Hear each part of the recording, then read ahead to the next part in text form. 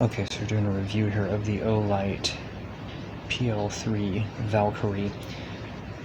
This is primarily designed as a handgun light, and you can see it's obviously got a small footprint here. So, first impression, awesome light. Last impression, awesome light. So this thing is just over about 3 ounces.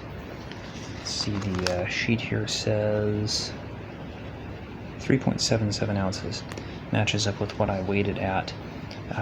It's got basically a few different settings. You've got a high at 1500, high at 1000, and a low at 300 lumens. The runtime is on these, I took a photo so you can see, they more or less match up. This shows, however, a decreased brightness, like a step down. I didn't actually get that. Mine just kind of ran and then shut off. Anyway, no complaints, just that was what mine did. Anyway, so 10,000 candela. Anyway, this thing is it's very well thought out. It mounts incredibly well on a Glock 17. The light, you know, the barrel comes out to right about there. So the light protrudes just slightly beyond the end of the barrel, which is what you want, because if your barrel's like this, your light's going to have a big shadow up here where it makes it impossible to see, so you don't want that. Anyway, it mounts on very well. They've got a nifty mounting system here. This rail bit, which locks into your Picatinny, just slides back and forth to wherever you need it, which I think is smart.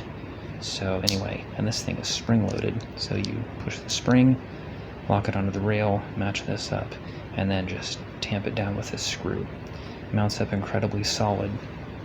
When you do that, you end up with, you know, kind of something like this. If you had this mounted on your weapon, it puts these two finger switches either for your trigger finger or on your support hand in perfect placement. Pressing either switch turns the light on. That was the one side, this is the other side. If you do that and then give it a double click, the light level goes down, and pressing once again turns the light off. If you hit both at once, you get a very annoying strobe, annoying in a good way.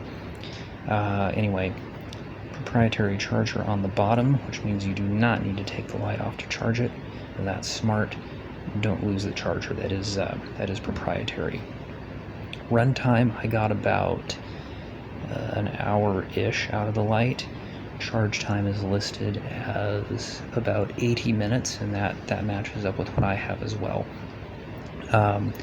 Anyway, this thing is it's got a lockout function, pushing both of these at one. Anyway, it's got a number of functions on it, which all work as they should, and it's just an all-over great light. They do list the effective range at 205 meters. I think that's a little optimistic. Maybe not. You know, I was able to light up a tree at 150 feet with this pretty easily. If you're trying to really light something up, maybe not. But again, this is designed as a handgun light, so I don't know what you'd be doing out of those ranges anyway, but it's very effective. It's got a good balance between flood and spot, so it does light up the general area very well, and it also picks up individual things with a good throw or distance to it. Again, highly recommended.